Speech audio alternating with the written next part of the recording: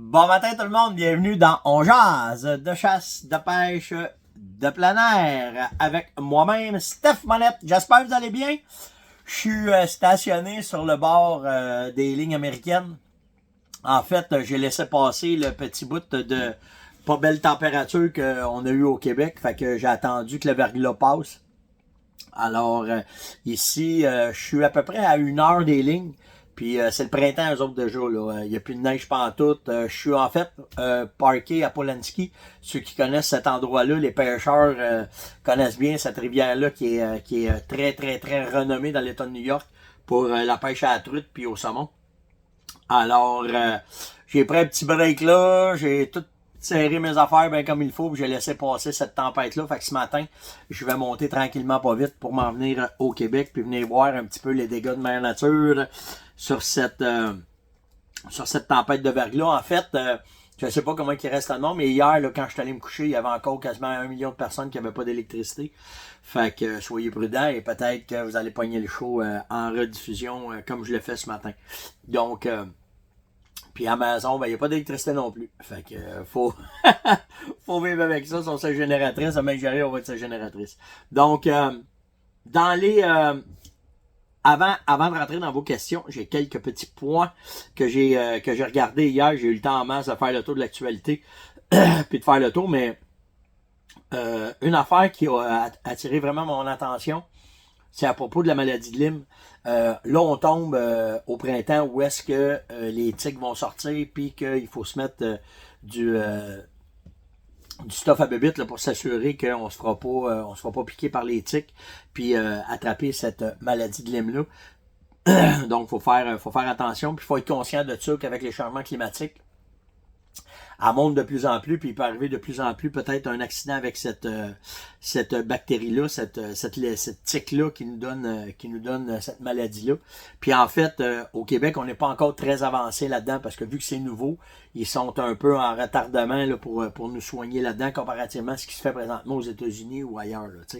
Là, sauf que dans les recherches qu'ils font sur la tique puis sur la Lyme, le chevreuil est un vecteur, est un transport de ces tiques-là, puis il se demandait comment ça se fait que le chevreuil avait pas ça, cette maladie-là. Fait que là, ben, après plusieurs études, puis recherches, puis là, on est vraiment au début de l'étude. Ce que je vous parle là, ça vient du Journal Vector-Borne and Disease, OK? Mais ce qu'ils ont découvert, c'est que le chevreuil, quand la tique arrive sur lui, puis qu'elle pique, ben le chevreuil développe dans son sang une enzyme qui détruit la bactérie qui donne cette maladie-là. Alors, est-ce que c'est un pas vers un moyen de se guérir si on se fait piquer par ça? Mais ça serait le chutère de Virginie qui serait le premier indice, le premier pas vers peut-être de quoi qu'on pourrait prendre pour empêcher d'avoir cette maladie-là.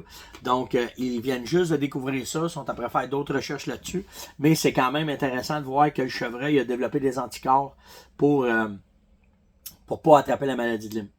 Fait que après ça, j'ai eu une question d'Éric qui m'a demandé, Steph, je m'en vais à loin, mais j'ai la chaîne avec la grippe aviaire.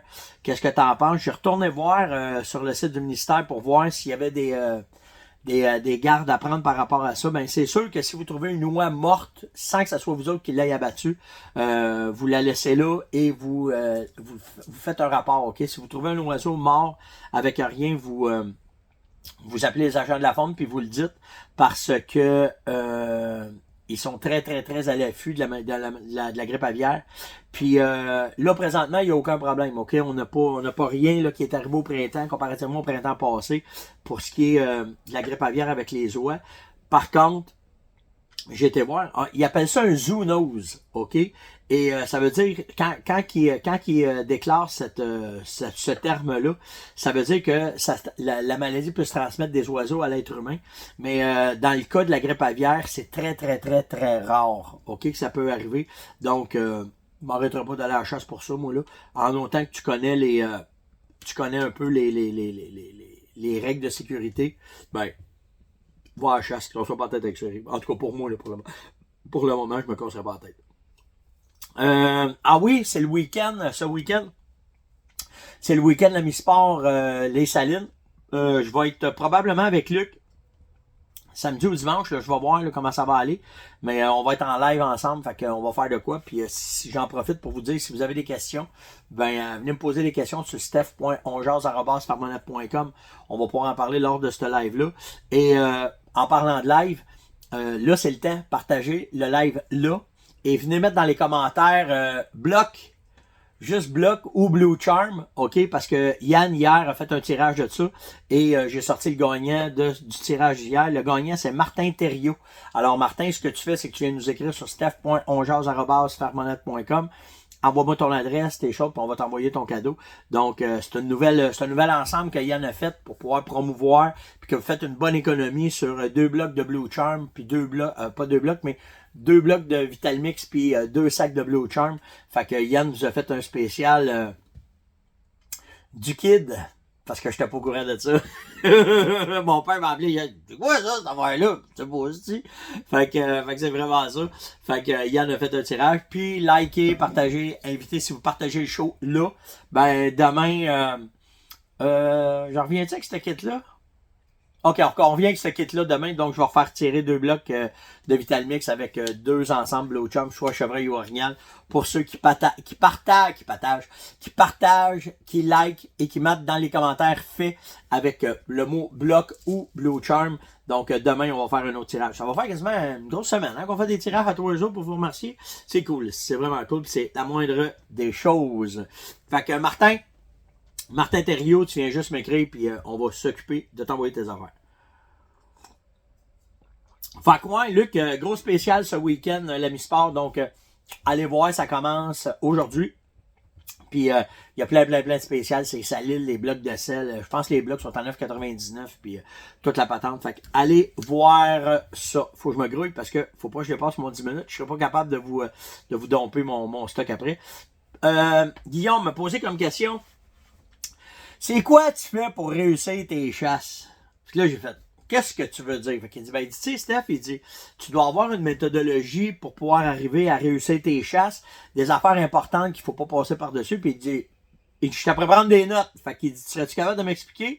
Fait que j'ai 4 points, ok, qui sont bien importants quand je vais à la chasse puis que je regarde. La première affaire, ok, c'est en fait dans les 4 choses, ok, je sais pas la première, quelle qui est la première, sont toutes aussi importantes une que l'autre, ok, mais la première c'est patronner, ok, apprendre à travers les aménagements que tu fais, à travers tes salines, de laisser les caméras de surveillance, de connaître les mouvements de tes gibiers, c'est bien important, que tu sois capable de comprendre comment que t'en as, c'est quoi le potentiel que tu as, puis de comprendre les allées et venues des endroits où est-ce qu'ils passent, puis des fois pas juste laisser les caméras sur tes salines, par exemple, mais de les laisser sur des sentiers, dans des places. Tu vois une trace une fois de temps en temps, tu mets une caméra pour essayer de voir, pour essayer de comprendre. Ça, c'est la première affaire. Patronner, connaître ton territoire, c'est bon. OK? Ce qui vient avec ça, OK? C'est la prospection. Puis là, ben, il y en a qui vont dire, ouais, toi, c'est le fun, t'es dans le bois à l'année, tu peux checker ça à l'année, mais moi, quand j'arrive à la chasse, ben, quand tu arrives à la chasse, la prospection, même si c'est dans le temps de la chasse, faut que tu trouves où est-ce qu'ils sont avant de tasser où est-ce que tu penses que c'est bon.